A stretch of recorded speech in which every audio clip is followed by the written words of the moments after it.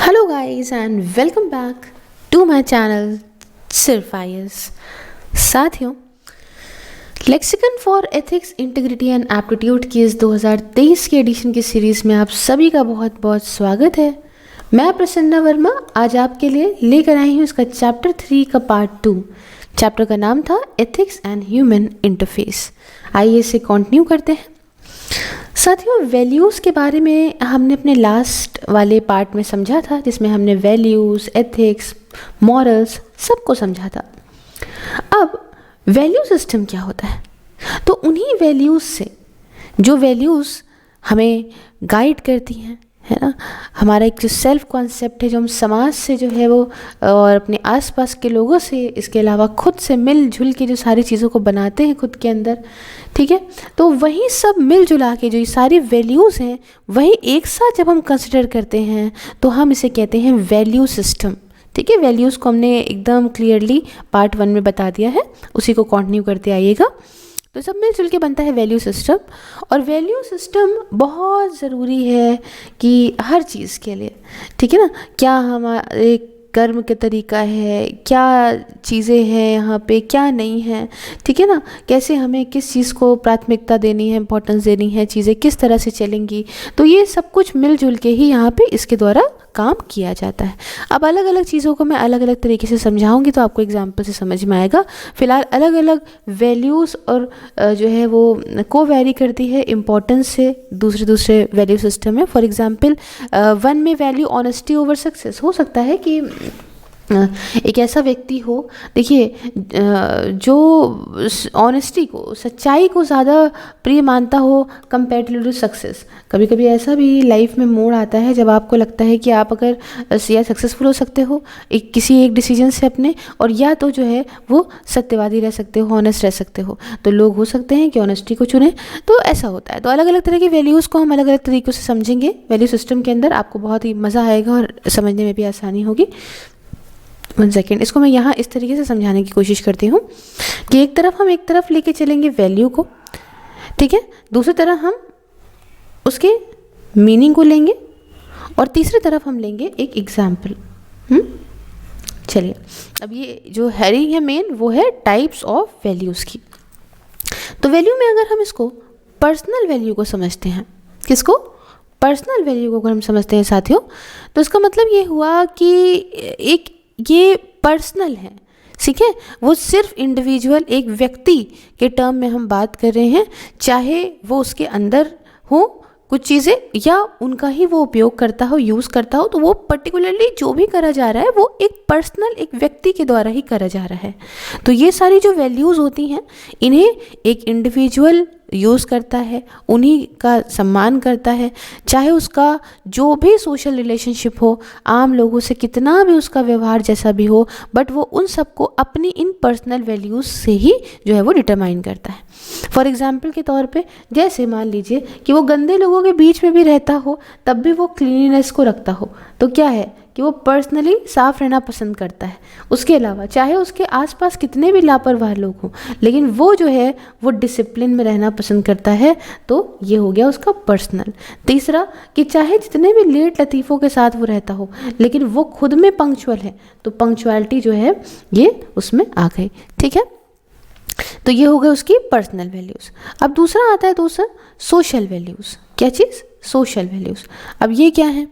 ये सारी जो वैल्यूज़ होती हैं ना, ये रिफ़र करती है कुछ ऐसे बिहेवियर्स को, कुछ ऐसी बिलीव्स को जो एक स्पेसिफिक कल्चर्स के द्वारा शेयर करे जाते हो। एक पर्टिकुलर सोशल ग्रुप हो या एक पर्टिकुलर कल्चर हो जिसमें सारे ही जो लोग इन्वॉल्व हैं या उससे जुड़े हुए हैं, वो सब उस पर्टिकुलर बिहेवियर को या उस किसी मान्यता को मानते हैं। तो ये वैल्यूज़ जो है वही रिलेशनशिप का ही मुद्दा बनती है, एक इंडिविजुअल का दूसरे सारे सोसाइटी के लोगों के साथ में, ठीक है। मान लीजिए ऐसा देखा जाता है बहुत सारी जगहों पे कि चैरिटी बहुत ज़्यादा करी जाती है। अगर हम देखें गुरुद्वारों में, ठीक है ना, एक एग्जांपल दे रही हूँ, ठीक है, या हम देखते हैं कि बहुत सारा कुछ है यहाँ पे, कर्टसी करी जा रही है, बहुत अच्छे से जो है प्यार व्यवहार किया जा रहा है। तो ये हम देख रहे हैं कि एक पर्टिकुलर सोशल ग्रुप ज़्यादा कर रहा है, ऐसा कुछ है, और उसी से हम जुड़ के चल रहे हैं। तो ये हो गई सोशल वैल्यूज़, ठीक है।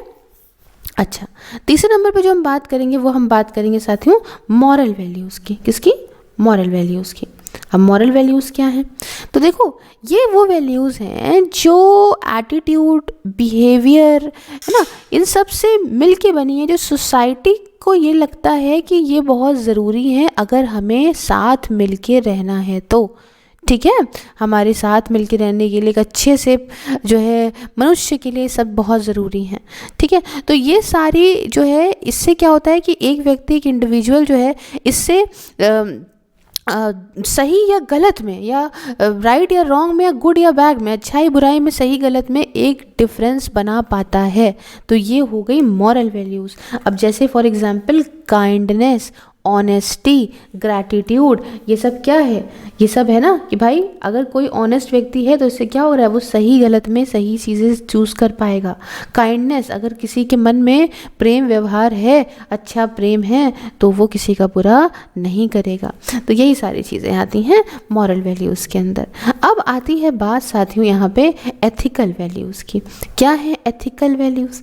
भाई देखो, ये वो सेट ऑफ मॉरल प्रिंसिपल्स हैं जो एक पर्टिकुलर, एक स्पेसिफिक ग्रुप के लोगों पे अप्लाई होते हैं।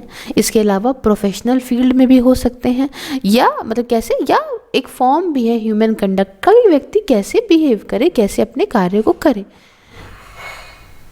तो ये सारे वैल्यूज़ जो हैं वो क्या करते हैं, ये पहले से ही ये प्री सपोज करते हैं मॉरल करेज को और पार को, कि किस तरीके से एक इंसान को मॉरल कन्विक्शंस के हिसाब से अपने काम करना है, even at risk of financial, emotional और सोशल सिक्योरिटी। मतलब एक व्यक्ति किस तरीके से मिल के जो है वो सही डिसीजन ले, सही राह पे चले, भले उसको इसके लिए नुकसान हो सकता है बहुत पैसा ना कमा पाए, हो सकता है कभी अपने मन की करना चाहे लेकिन वो गलत चीज़ हो तो ना कर पाए। तो इस तरीके से जो है चीज़ों को होता है। हाँ, ये एथिकल वैल्यूज़ की बात करें तो इस समाज पे अप्लाई हो जाएंगी, ठीक है ना, स्पेसिफिक ग्रुप ऑफ लोगों पे अप्लाई हो जाएंगी। अब इसमें एग्जाम्पल की बात करें, जैसे कि इंटीग्रिटी हो गई, इम्पार्शियलिटी हो गई, किसी के साथ भेदभाव ना करो, ट्रुथफुलनेस रखो, सच्चाई की राह पे चलना है आपको, ठीक है, सच रहना है। तो ये सब एथिकल वैल्यूज़ के अंदर आता है। फिर आता है दोस्तों स्पिरिचुअल वैल्यूज़। अब ये स्पिरिचुअल वैल्यूज़ क्या होती हैं भाई?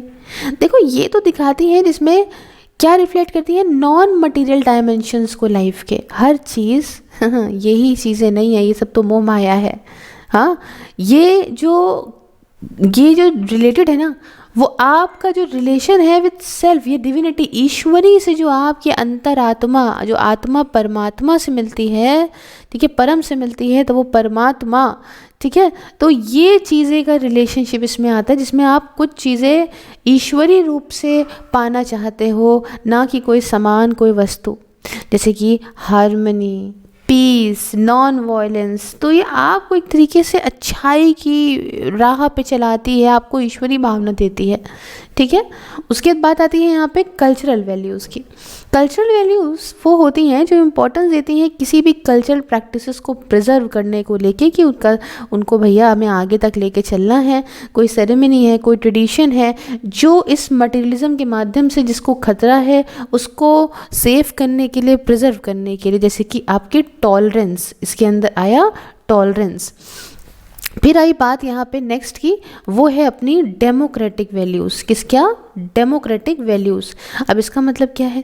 इसका मतलब है कि आइडियाज़ या बिलीव्स जो एक सोसाइटी को अच्छा, जस्ट और डेमोक्रेटिक बनाए।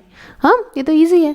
एग्जाम्पल के तौर पे डेमोक्रेटिक डिसीजन मेकिंग हो, फ्रीडम ऑफ स्पीच हो, व्यक्ति अपनी बात कह सके, इक्वालिटी हो before the law, social justice मिले, रूल ऑफ लॉ हो, तो ये सब डेमोक्रेटिक वैल्यूज़ में आता है, जो कि हम कॉन्स्टिट्यूशन में भी पढ़ते रहते हैं। फिर लास्ट में आता है डिस वैल्यू। ये क्या है भाई? क्या नेगेटिव है? देखिए नहीं, ये वैल्यूज़ जो होती हैं वो वैल्यूज़ जो डीमोरलाइज या अंडरमाइन कर दें ह्यूमन ग्रोथ और डेवलपमेंट को। समझ रहे? नाम ही कहता है डिस वैल्यू, कि भैया ये ऐसी वैल्यूज़ हैं जो गलत राह पे ले जा रही हैं, है ना, ह्यूमन ग्रोथ को नीचे की तरफ ढकेल रही हैं, डेवलपमेंट नीचे की तरफ। तो ऐसी क्या वैल्यूज़ हैं भाई? नेगेटिव टर्म में आती है जेलिसी, ठीक है, किसी से जलना, रिवेंज, तो ये सब चीज़ें इसके अंदर आती है, एनवी। अब हम आगे बढ़ेंगे और वैल्यूज़ ऑफ लाइफ को थोड़ा समझेंगे, है ना। अभी फ़िलहाल तो जो है यहीं पे रहते हैं। वैल्यूज़ ऑफ लाइफ को अगर हम समझें तो ये काफ़ी ज़्यादा ज़रूरी है साथियों कि हम सब के अंदर कुछ वैल्यूज़ होनी चाहिए, ताकि हम अपना जो बिहेवियर है, जो कार्य करने का तरीका है, जो चीज़ें हैं वो अच्छे से मेंटेन कर पाएँ। जैसे कि उनमें से कुछ इम्पॉर्टेंट चीज़ें आती हैं। एक होती है ऑनेस्टी, लॉयल्टी, एक वफादारी और ये सच्चाई, ये बहुत ज़रूरी है। उसके अलावा रिस्पेक्ट फॉर वर्क, पढ़े पढ़े खाओगे, इज़्ज़त नहीं करोगे कर्म की तो तुम बर्बाद हो। उसके अलावा बहुत इंपॉर्टेंट चीज़ें हैं, समझिएगा, इसको फील करिएगा। पंक्चुअलिटी,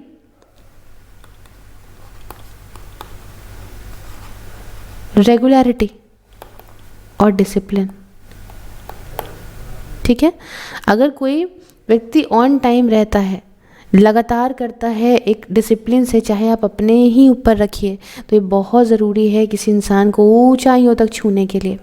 उसके अलावा कर्टसी और पोलाइटनेस दूसरों के साथ में, तभी आपको सम्मान मिलेगा समाज के अंदर। इसके अलावा जुडिशियस यूज़ ऑफ रिसोर्सेज, ये नहीं कि आपको प्रकृति ने अगर चीज़ें दी हैं तो उसका सम्मान करके जितना यूज़ हो उतना ही यूज़ करो। ऐसा नहीं कि ले लिया फेंक दिया, तो इससे आगे बहुत प्रॉब्लम होगी फ्यूचर जनरेशन को भी, और प्रकृति भी अपने आप को इतनी जल्दी रिजुविनेट नहीं कर पाएगी। टेकिंग इनिशिएटिव, देखो किसी भी चीज़ में आगे बढ़ के काम करना बहुत ज़रूरी होता है, चाहे आप ही क्यों ना पहला कदम बढ़ाएं। ठीक है, तो वो बहुत ज़रूरी है। सिर्फ शादियों में पहला प्लेट उठाने से नहीं होगा, जैसे आप सोचें तो, है ना। तो एफिशिएंसी इन कंप्लीटिंग टास्क, जो भी काम करें तो उसको इतने अच्छे तरीके से करें कि वो काम बढ़िया से हो। तो ये वैल्यूज़ ऑफ लाइफ बहुत ही ज़्यादा अच्छी हैं जो आपको ज़िंदगी में पालन करनी चाहिए। इसके अलावा कुछ वैल्यूज़ आती हैं एट वर्क प्लेस, जहाँ आप काम कर रहे हो उस जगह पे भी तो आपका कुछ फ़र्ज़ बनता है ना। तो क्या चीज़ें हैं, कुछ ऐसी चीज़ें बहुत ज़रूरी हैं कि एम्प्लॉय के अंदर जो होना चाहिए इन वैल्यूज़ को, अगर एक बढ़िया एटमॉस्फेयर बना के रखना है वर्क प्लेस में। जैसे कि वही बात, ऑनेस्टी एंड लॉयल्टी अपने ऑर्गेनाइजेशन के प्रति, रिस्पेक्ट अपने काम के प्रति, पंक्चुअलिटी, रेगुलरिटी, डिसिप्लिन सेम चीज़ें हैं, रिसोर्सेज का जुडिशियस यूज़ सेम चीज़ें हैं, कर्टसी हो, पोलाइटनेस हो, प्यार से बात करो, अच्छे से मिलजुल के रहो अपने साथ वाले वर्कर्स के साथ में, अपने टास्क को कंप्लीट करने के लिए अच्छे से एफिशिएंसी से एफिशिएंट तरीके से करो, और अपनी इच्छा व्यक्त करो to take up new task, कि हमको कुछ नए नए काम करने हैं। ये नहीं कि अरे बस कर लिया सर, अब बस सर जाने दीजिए ना सर। ठीक है ना, काम को टालना नहीं है, अच्छे से करना है, ताकि इसी से भी आपकी ग्रोथ होगी। तो ये हमने बात कर ली प्यारे साथियों वैल्यूज़ के बारे में। अब हम एक चीज़ और बात करने चाहते हैं, वो है मॉरल्स। हालांकि हमने पुराने में डिस्कस कर लिया था, लेकिन फ़िलहाल हम थोड़ा सा और इसके अंदर इसमें इलेबोरेट करा है इस वाले किताब के अंदर, तो हम बता देते हैं इस एडिशन में। ठीक है, हमने बता दिया था कि मॉरल क्या है, कि भैया एक अकेला इंसान, एक अकेला व्यक्ति जब ये अपने मन में चूज़ कर ले कि ये सही है ये गलत है, भले पूरी दुनिया उसके अगेंस्ट खड़ी हो और वो अलग चीज़ मानती हो, वो कहती है कि ये सही है लेकिन इसको लगता है गलत है, तो ये इंडिविजुअली व्यक्ति पे बेस होता है मॉरल। और मोरालिटी का मतलब है कि ऐसे standards of conduct that are accepted as right और प्रॉपर। ठीक है, ऐसे कर्म, ऐसे सिद्धांत कर्मों के कि जो लगता है कि ये सही होते हैं ये गलत होते हैं। ठीक है, तो ये पर्सनल अंतरात्मा पर बेस्ड होता है, ऐसा समझिएगा, rather than the law says. ऐसा लॉ मान लो कुछ और कह रहा है अगर किसी देश का या किसी जगह का, तो भी मान लीजिए कि आपको लगता है कि लॉ गलत है, तो ये अपने हिसाब से होता है। अब यहाँ पे अब हम इसको ऐसे समझते हैं कि क्या यहाँ पे डिफरेंस आ जाएगा जब हम मोरालिटी और एथिक्स की बात करेंगे, तो क्या होगा भाई, क्या मोरालिटी है क्या एथिक्स है। देखिए, एथिक्स और मॉरल आप दोनों ही चीज़ें ऐसे समझ रहे होंगे ना कि सेम है, लेकिन हमने आपको फर्स्ट चीज़ में भी बताई थी, डीपली अगर समझो तो इन दोनों में यही एक डिफरेंस है कि एथिक्स एक ऐसा कोड है जो सोसाइटी को, जो ग्रुप ऑफ लोगों से जुड़ा हुआ है ना, वो सोसाइटी और ग्रुप ऑफ लोगों को ही बताता है कि क्या सही है क्या गलत है। वही जगह जो हम मोरालिटी की बात करते हैं वो या राइट या रॉन्ग को डीपर लेवल पे, पर्सनल और स्पिरिचुअल लेवल पे बताता है। ठीक है, तो मॉरल्स जो हैं वो पर्सनल कैरेक्टर को दिखाते हैं, वही एथिक्स जो है वो सोशल सिस्टम को दिखाते हैं। क्लियर। अब बात आती है यहाँ पे कि मैम आखिरकार ये मॉरल कैरेक्टर क्या होता है। तो देखो भैया, मॉरल कैरेक्टर एक ऐसा कैरेक्टर है जो एक पर्टिकुलर इंडिविजुअल की एक थमी स्टेबल क्वालिटी को बताता है। इसके एग्जाम्पल्स कुछ बताऊँ, उसमें क्या क्या क्वालिटीज़ होती हैं। जैसे कि एम्पैथी। एम्पैथी क्या, अब आपने समझा कि ये सामने वाला आपका दोस्त जो है वो उसके घर में खाने को नहीं है, ठीक है, वो आपसे आया है पैसे मांगने के लिए। तो अगर अब आप अपने को उसकी जगह रखोगे और सोचोगे कि घर में खाने को नहीं है, माँ भूखी होगी, बहन भूखी होगी, भाई भूखा होगा, कैसे कितनी भूख लग रही है, अगर हमारे साथ होता तो क्या होता, तो आप ये सब फील करके अगर करोगे तो आप उसकी हेल्प कर पाओगे। अदरवाइज़ अगर आप ये सोचोगे कि है ये तो काम नहीं करता, भगाओ, भूखे रहते रहने दो, तो आप नहीं कर पाओगे। इसलिए ये बहुत ज़रूरी होता है ना। तो पर्सनल हो गया ये, फिर करेज, फोर्टिट्यूड, ऑनेस्टी, लॉयल्टी, ये सारी चीज़ें, एक अच्छा बिहेवियर, हैबिट्स, ये सब इसके अंदर ही आती है, ठीक है। तो ये बहुत ज़्यादा एक ही चीज़ को बार बार खींचा गया है, तो हम बहुत ज़्यादा नहीं कहते हैं। अच्छा, एक वर्ड अब आता है कैरेक्टर। कैरेक्टर, चरित्र आपका, ये निकला कहाँ से मालूम है? ये एक ग्रीक का शब्द हुआ करता था, उसे ही बोलते थे कैरेक्टर, ठीक। इसका मतलब था कि mark impressed upon a coin, एक कॉइन के ऊपर जो ऐसे ठप्पा लगाया जाता है। बाद में ये पॉइंट बन गया, जिसके माध्यम से जो है यहाँ पे ये कहा कि ये दूसरों से कैसे एक व्यक्ति को अलग किया जाता है। अब ये हो गया ना ठप्पा, तो हर व्यक्ति का चरित्र अलग है। तो यहाँ पे दो अप्रोचेस हैं जिस कैरेक्टर के साथ, मॉरल कैरेक्टर के साथ डील करी जाती हैं। पहला तो है नॉर्मेटिव एथिक्स। हालांकि ये सब चीज़ें मैंने आपको पार्ट 1 में बताया था कि आगे हम लोग बढ़िया से पढ़ेंगे। तो एक हो गया नॉर्मेटिव एथिक्स, जिसके अंदर मॉरल स्टैंडर्ड इन्वॉल्व होते हैं कि इसमें क्या सही है, क्या गलत है, किस तरीके से आपको बिहेव करना है, प्रॉपर बिहेवियर सही गलत क्या है। और एक होता है दूसरा, जिसे हम लोग कहते हैं अप्लाइड एथिक्स। इसकी बात करें तो इसमें एक स्पेसिफिक या कंट्रोवर्शियल इशू इन्वॉल्व होता है विद अ मॉरल चॉइस। अब एक इशू है, आपको बताना है इसमें से सिचुएशन ऐसी है जहाँ पे लोगों को या तो इस इशू के साथ खड़ा होना है या इसके अगेंस्ट खड़ा होना है। तो मॉरली आप सही के साथ हो या गलत के साथ हो, ऐसे ही होता है, ठीक है। अच्छा, 1982 की बात है जब वी कैम्बेल और आर बॉन्ड ने एक मेजर सोर्स जो है लेकर आया था, जो एक कि व्यक्ति के कैरेक्टर या चरित्र को या मॉरल डेवलपमेंट को इन्फ्लुएंस करता है, ठीक है। ये क्या है? ये है हेरिडिटी। मतलब देखिए, शुरुआत में जो आपका चाइल्डहुड एक्सपीरियंस होता है, आज आप इस एज में ये समझते होंगे कि बचपन में जो भी आपने देखा समझा, उसका असर आपके दिमाग पे बहुत पड़ता है जब आप बड़े या नौजवान होते हो तो। या इसके अलावा आप किसी ऑफिस में काम करते हो और आप देख रहे हो कि उस कार वाली, मतलब जो आपकी वर्क प्लेस है, वहाँ क्या चल रहा है, उससे आपकी चीज़ों में बहुत असर पड़ता है। फिजिकल सोशल एनवायरनमेंट का, कम्युनिकेशन मीडिया का, आप मोबाइल चला रहे हो, आपके थॉट्स मीम से चेंज होने लगते हैं। जो आपको स्कूल में पढ़ाया है, दूसरे इंस्टीट्यूशन में पढ़ाया है, इन सब से आपका बिहेवियर जो है वो बदलता है। ये बहुत बड़ी बात है। तो ये सब चीज़ें बिल्ड करती हैं आपके मॉरल कैरेक्टर को। अब बात आती है कि वाई बी मॉरल, क्यों भाई, क्यों सही गलत अच्छा होना है हमें? हाँ, ये सवाल बहुत लोग कहते हैं, भाई क्यों, why to adopt a moral point of view. देखिए, हर एक व्यक्ति के अंदर एक इच्छा होती है। क्या इच्छा है? कि हम एक अच्छे इंसान बने। भाई एटलीस्ट ज़्यादातर व्यक्तियों में तो होती है। और क्योंकि जो ह्यूमंस है ना, human is a social animal. उस ह्यूमन बीइंग बाय नेचर ही कहता है कि हम अच्छे रहें। आप देखिए, अपनी इमेज अच्छी करना चाहते हो हर जगह पे, चाहे आदमी हो औरत हो, वो चाहता है कि हमारे लिए हर चीज़ बेस्ट टू बेस्ट मिले हमें। और सबसे प्रिय कौन होता है? सबसे प्रिय स्वयं होता है, खुद से। और इसलिए खुद को लोग प्यार करें, खुद को जो है वो खुशियाँ दें। इसके लिए बहुत ज़रूरी है कि आपको खुद को अच्छा भी करना है, अच्छा दिखाना है, अच्छे हैं आप, ऐसा बताना है। तो एथिकल प्रिंसिपल्स, मॉरल जो प्रैक्टिसेस हैं, ये यही मदद करती हैं, यही कि बेस्ट पाने में आपको मदद करती है, एक इंसान को मदद करती हैं कि खुद को एक अच्छा इंसान बनाने में। मोरालिटी का जो है वो दूसरे के अंतरात्मा से, इंटीरियर सेल्फ से लेना देना है, ठीक है ना। तो सारे काम इसीलिए करते हैं कि हमारी इच्छा क्या है कि हम इतना अच्छा करें कि हम बहुत अच्छे व्यक्ति सबके सामने आ जाएं, है ना। अब यार, सोसाइटी में भी हम चाहते हैं कि हमारा बहुत सम्मान हो। तो कंडीशन सेटिस्फैक्ट्री ह्यूमन लाइफ की लोग जहाँ रहते हैं ग्रुप्स में, वो ऐसे तो आप पा नहीं पाओगे, ऐसे ही पा सकते हो। तो इंस्टीट्यूशन ऐसे बनाए गए हैं जिससे काम और आसान बन जाता है, इंसानियत को बढ़ावा दिया जाता है। ठीक है, तो इंसानियत इतनी अच्छी तरीके से नहीं काम कर पाएगी जब तक के लिए हर एक व्यक्ति के अंदर कुछ मॉरल प्रिंसिपल्स नहीं होंगे। ठीक है ना। तो अगर हम दूसरे मतलब सोसाइटी कितनी अच्छी आप ले जाओगे अगर आप एक दूसरे का सम्मान नहीं करोगे, हाँ, तो बेकार है। तो मोरालिटी एक न्यूट्रिजन की तरह है जो इस इंसानियत को, हमारे समाज को और बढ़ावा देता है। खाना पीना नहीं खाओगे तो शरीर खराब हो जाएगा, अच्छी नॉलेज नहीं होगी शरीर खराब हो जाएगा। तो ऐसे ही ये एक खाना पीना एक अच्छी नॉलेज का काम करती है। हम गलतियाँ करते हैं, हम समझते हैं, बट हम समझते हैं ये भी कि क्या जो अच्छा है वो भाई हमें सिखाता है ना गलतियों से ही। तो अब जैसे कि एक अब अपने शरीर की वो ले लो, एक शरीर का एग्जाम्पल अपने ले लो, तो आपको मालूम है कि अगर आप अच्छा खाओगे तो आपका शरीर अच्छा होगा, अच्छा होगा। अगर ख़राब खाओगे तो आपका शरीर ख़राब होगा।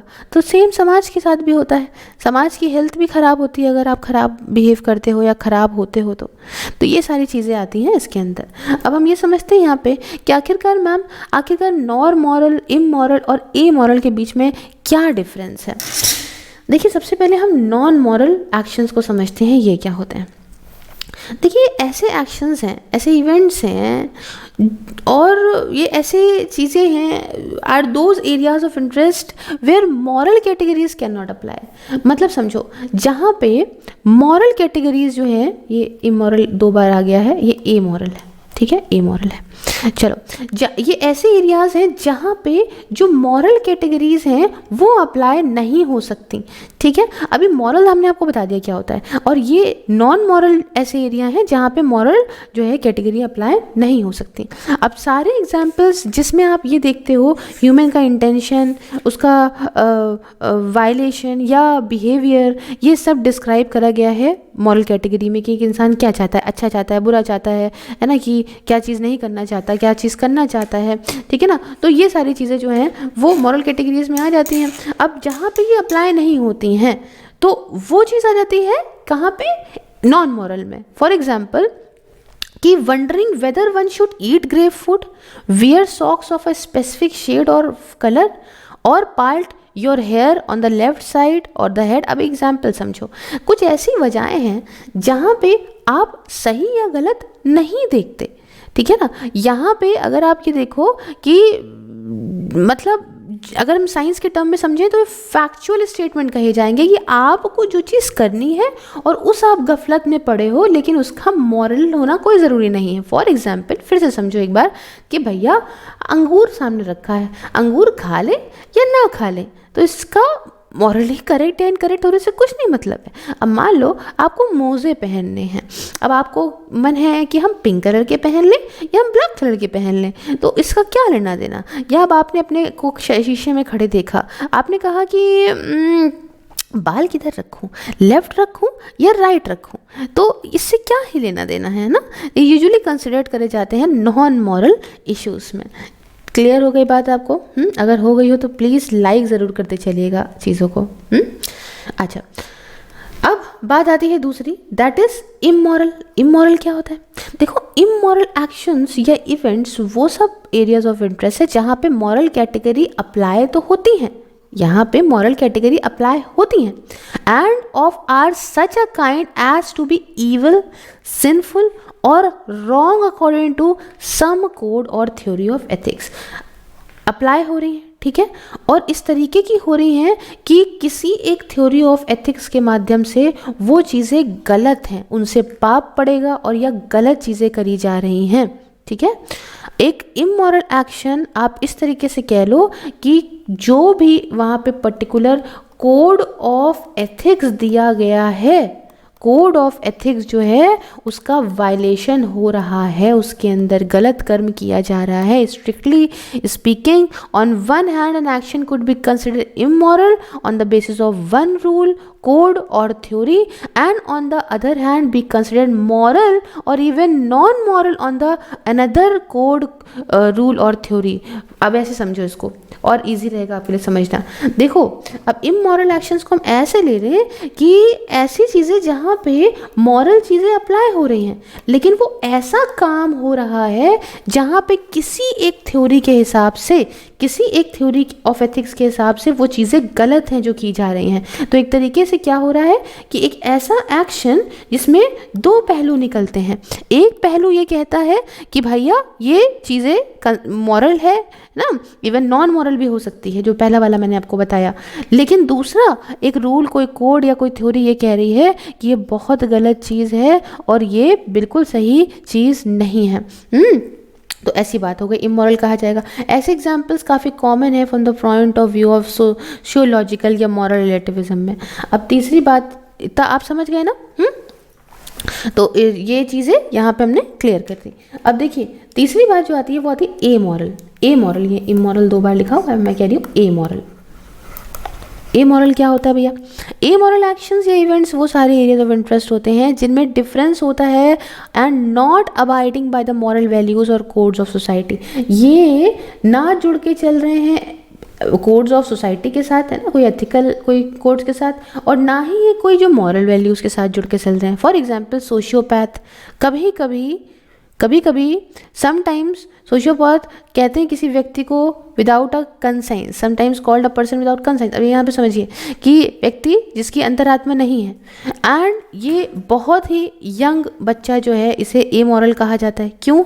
क्योंकि ऐसे लोग के अंदर कोई फीलिंग नहीं है, कोई अंडरस्टैंडिंग नहीं है कॉन्सेप्ट की, राइट या रॉन्ग। एक छोटा सा बच्चा पैदा हुआ या थोड़ा सा बड़ा हुआ तो अब उसको नहीं पता क्या सही क्या गलत, है ना। अभी वो समाज में सीखेगा जानेगा तब होगा, तो उसके अंदर कोई फीलिंग नहीं है इस चीज़ की, कोई अंडरस्टैंडिंग नहीं है, कोई अंतरात्मा उसकी कुछ नहीं बोल रही है।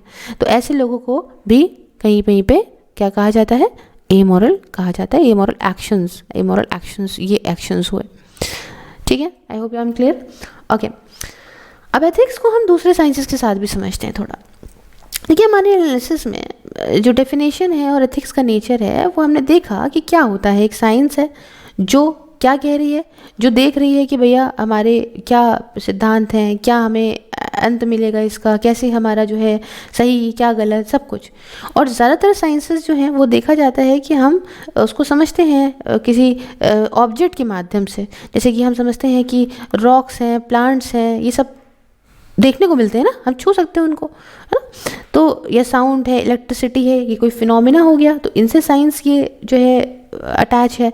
तो अब देखिए समझे ना इस बात को कि हम जब पढ़ रहे होते हैं किसी भी चीज़ को तो हम कैसे पढ़ते हैं। जैसे साइंस में हम देखते हैं कि हम रॉक्स के बारे में, प्लांट के बारे में, माउंटेन्स के बारे में सब पढ़ते हैं। या तो हम किसी भाई फिजिक्स वगैरह पढ़ेंगे तो हम हम कोई ऐसा कुछ क्लासेस ऑफ इवेंट्स पढ़ेंगे, जैसे कि कुछ फिनोमिना साउंड का हो गया, इलेक्ट्रिसिटी के बारे में पढ़ेंगे। तो ये सारे साइंसेस जो है इनका कोई डायरेक्ट रेफरेंस ऐसा तो है नहीं कि एंड ये निकलेगा इसका, ये हम पढ़ते चले जा रहे हैं। लेकिन एथिक्स की जब हम बात करें तो इसमें कुछ डिफरेंस देखने को मिलता है हमें ये इस नेचुरल साइंस से, समझे। अभी देखो कैसे समझ में आएगा कि कैसे नहीं समझ में आएगा। ये एक प्रैक्टिकल साइंस नहीं है। जैसे मेडिसिन के अंदर आप कोई चले जाओ तो प्रैक्टिकल कर पाओगे ना इसका, या इंजीनियरिंग में आर्किटेक्चर में प्रैक्टिकल कर पाओगे ना। ये जो है वो एक डेफिनेट रिजल्ट नहीं आपके सामने लेकर आएगी एथिक्स, बल्कि क्या है कि ये फ्रूट कही जाती है ऑफ ऑल द साइंस। क्यों? क्योंकि अल्टीमेटली किसी इंसान को परफेक्ट बनाती है। कैसे? ये बाकी साइंसेस को ये कह के, बाकी चीज़ों को कह के कि भैया आपको बढ़िया तरीके से एक व्यक्ति को सुप्रीम करना है। अब कैसे समझ में आएगा इसको एक एग्जाम्पल से हम समझ सकते हैं। देखिए साइकोलॉजी की जब हम बात करते हैं, ठीक, तो साइकोलॉजी में दूसरे साइंसेस में ये कहा जाता है कि साइकोलॉजी का मतलब किस तरीके से एक व्यक्ति बिहेव करता है, इसे एक डिस्क्रिप्टिव साइंस कह लेंगे। एथिक्स की जब हम बात करेंगे तो ये कहता है कि how a man must behave, किस तरीके से हम जो एक इंसान है वो बिहेव करे। तो साइकोलॉजी ही टर्म, जो ये साइकोलॉजी है, इसी में ही दूसरे साइंसेस में इसको ये बताया है कि एक इंसान किस तरह बिहेव करता है, उसकी साइकोलॉजी क्या है। और एथिक्स में कहता है कि एक नॉर्मेटिव साइंस के तौर पे इसको डील करा गया है कि किस तरह से इंसान को बिहेव करना चाहिए। फिर दूसरे टर्म में बात करें एंथ्रोपोलॉजी। एंथ्रोपोलॉजी अदर साइंसेस में एक ह्यूमन के बारे में पूरी तरह से पढ़ाता है, नेचर ऑफ ह्यूमन को दिखाता है, लेकिन एथिक्स में ये बताता है किस तरीके से ह्यूमन बींग्स और उसकी एक्टिविटी या उसके एक्शंस होने चाहिए। तीसरे नंबर पे सोशल एंड पॉलिटिकल साइंस, ये कहता है अदर साइंसेस में डील करता है ऑर्गेनाइजेशन ऑफ मैन सोशल और पॉलिटिकल लाइफ के साथ में, लेकिन एथिक्स में देखें तो बताता है किस तरीके से मैन की सोशल और लाइफ जो है वो ऑर्गेनाइज हो ताकि वो मॉरल हो, एक सही व्यक्ति बने, सही राह पे चले। उसके बाद इकोनॉमी जब हम लोग पढ़ रहे हो तो इकोनॉमिक्स में अदर साइंसेस में आप जानते हैं ये कंसर्न होता है गुड्स के साथ, मतलब उन सारे ऑब्जेक्ट्स के साथ जो एक इंसान की इच्छा को पूरा करें। वही जगह एथिक्स में देखा जाए तो ये डील करता है विद दोज एक्ट्स, उन कर्मों के साथ में जो which are the condition of attainment of the highest end of life, जिससे एक व्यक्ति अपने सुप्रीम एंड को पा सके अपने जीवन में, उसे हम लोग इकोनॉमिक्स कहेंगे एथिक्स के अंदर। तो ये कुछ डिफरेंस देखने को मिलता है हमारी अदर साइंसेस और एथिक्स के बीच में जब हम देखते हैं इसको। अब बात आती है डिटर्मिनेंट्स ऑफ एथिकल बिहेवियर के बारे में। देखिए यहाँ पे 3 डिटर्मिनेंट्स हैं जो मेन इन्फ्लुएंस करते हैं हमारे एथिकल बिहेवियर और डिसीजंस को। अब देखिए किस तरीके से है, अभी तो ये तो हम बहुत ज़्यादा पर्सनली जाएंगे, लेकिन फ़िलहाल यहाँ पे समझते हैं। इन डिटर्मिनेंट्स की अगर हम बात करें तो सबसे पहले हम इसमें बात करते हैं इंडिविजुअल पर्सनालिटी ट्रेट्स के बारे में। अब इसके अंदर क्या होते हैं क्वालिटीज़ आपकी? इंडिविजुअल पर्सनालिटी ट्रेट मतलब इंडिविजुअल का वैल्यू सिस्टम, उसकी अपब्रिंगिंग क्या है, उसकी एजुकेशन क्या है, उसका रिलीजियस बिलीफ क्या है, उसका एक्सपीरियंस वगैरह क्या है। दूसरे नंबर पे हम जो बात करेंगे वो हम बात करते हैं कल्चर या कंट्री जो है इंडिविजुअल की, जहाँ से वो बिलोंग करता है। तीसरे नंबर पे हम बात करते हैं ऑर्गेनाइजेशन या इंडस्ट्री, जो इसमें क्या हो गया, इसमें prevailing ethics of the organisation, क्या ऑर्गेनाइजेशनल एथिक्स है, इंडस्ट्री ऑफ एन इंडिविजुअल जहाँ वो काम करता है।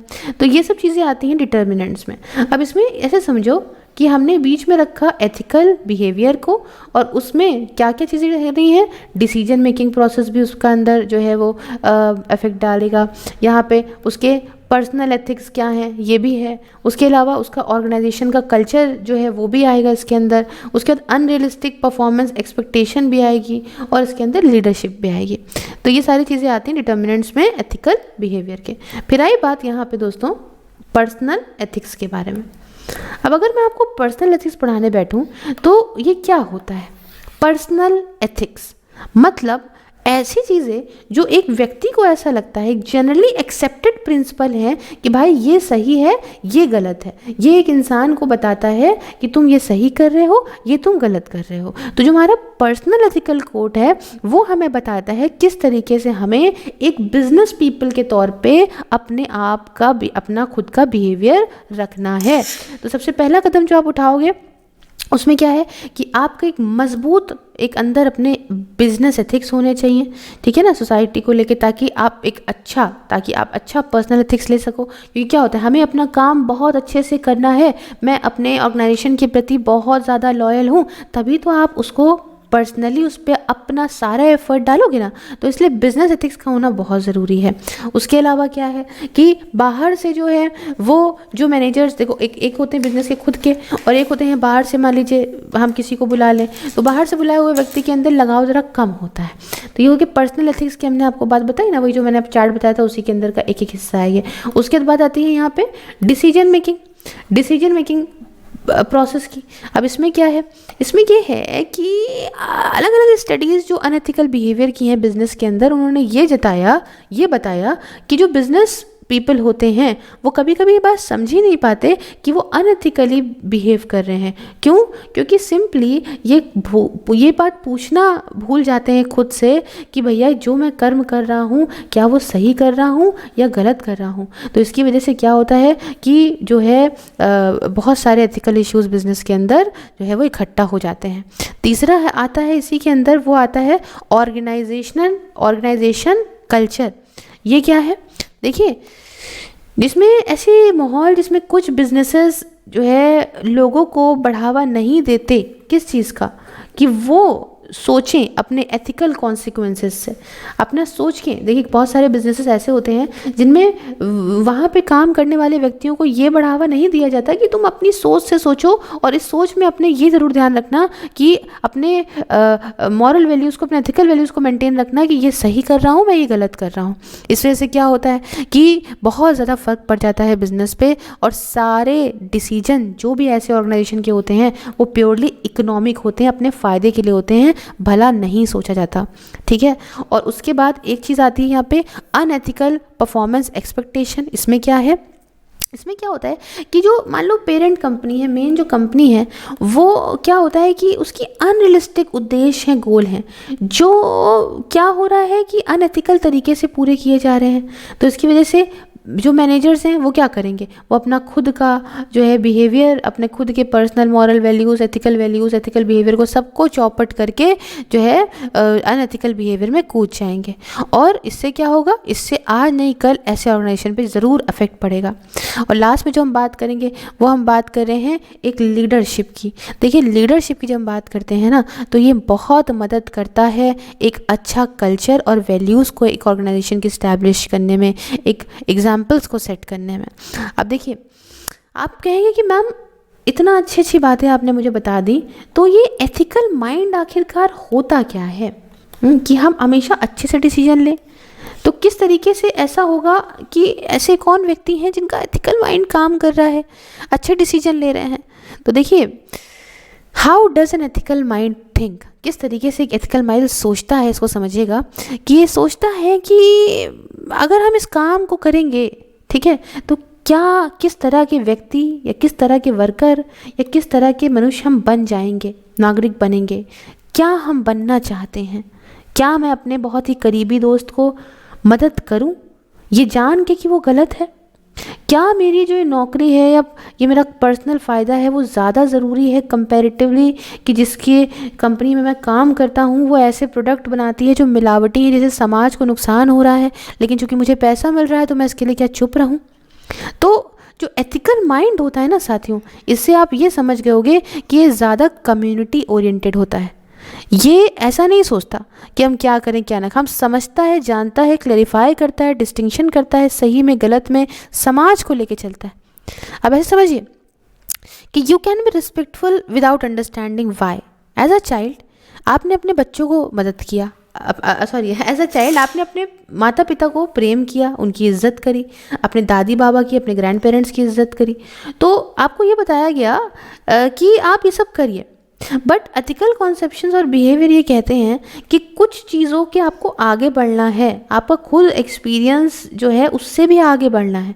एक बार आप एथिकल माइंड डेवलप करेंगे ना, तो आप हो सकता है कि आपके घर में जो लोग हैं उनकी इज्जत तो आप करें, लेकिन वो हो सकता है गलत हो, तो आप एक नागरिक के तौर पे, एक इंडिविजुअल के तौर पे एक समाज को लेके समझेंगे। हो सकता है कि आपसे आपके घर वाले बोलते हो कि भैया इन सब की इज्जत करो, इन सब की इज्जत, लेकिन उसमें से हो सकता है कोई क्रिमिनल हो जो समाज के लिए ना अच्छा हो, तो आपके उसके लिए गलत डिसीजन लेना पड़ेगा। तो ये चीज़ें आपको एज एन पर्टिकुलर बड़े लेवल पे सोचनी पड़ेगी। ऐसा सोचता है ये एथिकल माइंड। अब देखिए, ब्रांचेस या डायमेंशंस हम एथिक्स के पढ़ेंगे, लेकिन अब हम नेक्स्ट सेक्शन में करेंगे, बिकॉज आई थिंक ये अच्छा खासा लंबा लेक्चर हो गया होगा। और तब तक के लिए जुड़े रहिए मेरे साथ, and do like share subscribe, all the links are in description box. अब तो व्हाट्सएप चैनल भी बन गया है, आप मेरे काम में सपोर्ट कर सकते हैं ज्वाइन बटन को प्रेस करके। थैंक यू सो मच, मिलते हैं नेक्स्ट वीडियो में। जय हिंद, जय भारत।